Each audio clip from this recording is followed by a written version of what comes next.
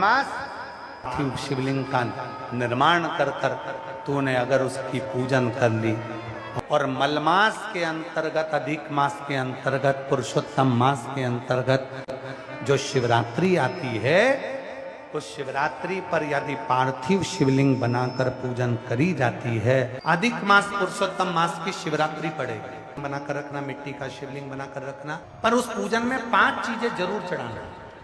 वो 5 चीजें कौन सी हैं आप उनको लिख लीजिए।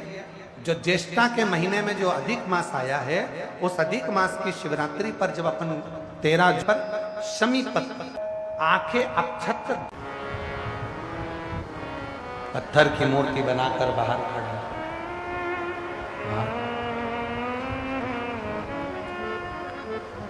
सती ने छोड़ा सब कुछ, माला लेकर सती माता थी, उस मूर्ति पर ही सती माता ने अपनी वो जयमाला पहना दी। जैसे ही जयमाला मूर्ति को पहनाई, वैसे ही मेरे ओघड़दानी उस मूर्ति में से प्रकट होता है। उस मूर्ति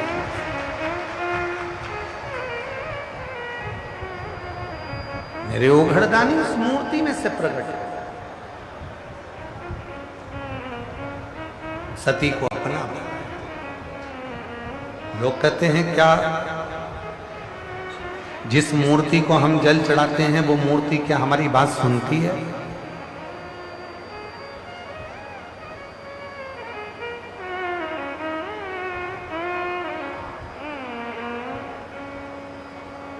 जिस मूर्ति पर हम दूध चढ़ाते हैं क्या वो मूर्ति हमारी बात सुनती है?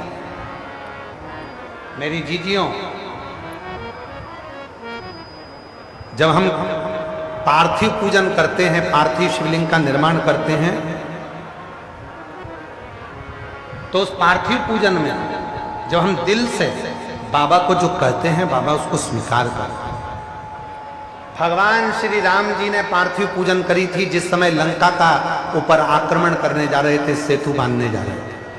भगवान कृष्ण ने पार्थिव पूजन करी थी जब भगवान कृष्ण की यहाँ संतान नहीं थी, तब उन्होंने गर्गाचार्य बाबा के कहने पर पार्थिव पूजन। और मेरी जीजियों, अधिक मास का महीना चल रहा है, पुरुषोत्तम मास चल रहा है, मलमास चल रहा है। इस पुरुषोत्तम मास में 13 जून को अधिक मास पुरुषोत्तम मास की शिवरात्रि पड़ेगी। 13 जून अपने अपने घर में रहकर ऑनलाइन आस्था चैनल पर, सोशल मीडिया पर, टीवी पर शाम को 7 बजे आप और हम सब मिलकर पार्थिव शिवलिंग का निर्माण कर कर पुरुषोत्तम मास में पूजन करें। 13 जून 2026 शाम को 7 बजे पार्थिव शिवलिंग सब बनाकर रखना। अपने अपने घर में पार्थिव लिंग बनाकर रखना, मिट्टी का शिवलिंग बनाकर रखना। पूजन की लिस्ट हम कल आस्था वालों को भी दे देंगे, जिससे कथा जब चालू होगी तो कथा चालू होने के पहले पूजन की लिस्ट चल जाएगी कि पूजन में क्या क्या सामान चाहिए।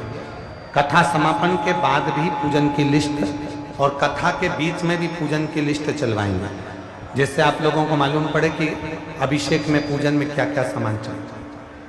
पार्थिव शिवलिंग का पूजन, पर उस पूजन में 5 चीजें जरूर चढ़ाना। वो 5 चीजें कौन सी हैं आप उनको लिख लीजिए। जो ज्येष्ठा के महीने में जो अधिक मास आया है, उस अधिक मास की शिवरात्रि पर जब अपन 13 जून को अधिक मास की शिवरात्रि पर शाम को 7 बजे अभिषेक करेंगे ऑनलाइन, तो उसमें 5 चीजें जरूरी है। पहले नंबर पर शमी पत्र। शमी पत्र ज्येष्ठ के महीने में जो शिवरात्रि होती है, उस शिवरात्रि पर जब हम शमी पत्र शिव को चढ़ाते हैं पार्थिव पूजन में, तो हमारे घर में कोई भी व्यक्ति अगर रोग से ग्रसित है या बीमारी उसको आने वाली है या बीमारी से कोई दुख है, तकलीफ है, तो शमी पत्र चढ़ाने से वो दुख उसका समाप्त हो जाता है, उसकी बीमारी मिट जाती है। तो पहले नंबर पर शमी पत्र। दूसरे नंबर पर आंखें अक्षत 11। अक्षत जानते हो? चावल। 11 चावल के दाने सेगे आंखें, वो शिव जी को चढ़ाना है।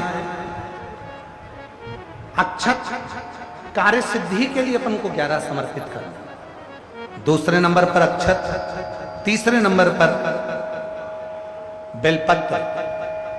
केवल एक बेलपत्र भगवान शिव को समर्पित करना। बेलपत्र सुख समृद्धि के लिए चढ़ाएंगे। और चौथे नंबर पर कनेर का पुष्प, जो ज्येष्ठ अधिक मास की शिवरात्रि है उस पर कनेर का पुष्प चढ़ाएंगे। वो कनेर का पुष्प घर में जो चिड़चिड़ प्रवृत्ति होती है, क्रोध होता है, आपस में एक दूसरे से नहीं बनती है, उसको शांत करने के लिए कनेर का पुष्प चढ़ाएं। और पांचवें नंबर पर भगवान शंकर को कच्चा दूध, जिसमें थोड़ा सा या तो गुड़ या थोड़ी सी शक्कर उसमें मिली होगी, वो शिव जी को समर्पित करेंगे। ऐसी 5 चीजें जो जरूरी है अधिक मास की शिवरात्रि पर 13 जून शाम को 7 बजे ऑनलाइन आप और हम सब अपने अपने घरों में रहकर टीवी के माध्यम से, आस्था चैनल के माध्यम से, सोशल मीडिया के माध्यम से ऑनलाइन पूजन करेंगे। और पूरा देश ये अधिक मास के पवित्र अवसर पर, पुरुषोत्तम मास के पवित्र अवसर पर इसकी पूजन, पार्थिव पूजन करेगा, जिससे अपने जीवन को आनंदित करेगा। सती मैया को शिव जी ने स्वीकार करा। पार्थिव पूजन की महत्वता इतनी प्रबल है कि पाषाण में भी देवता को प्रकट कर लिया। आगे समय आया, सती मैया शिव जी से विवाह तो कर लिया, पर दक्ष प्रजापति के हृदय में शिव जी के प्रति सम्मान का भाव नहीं।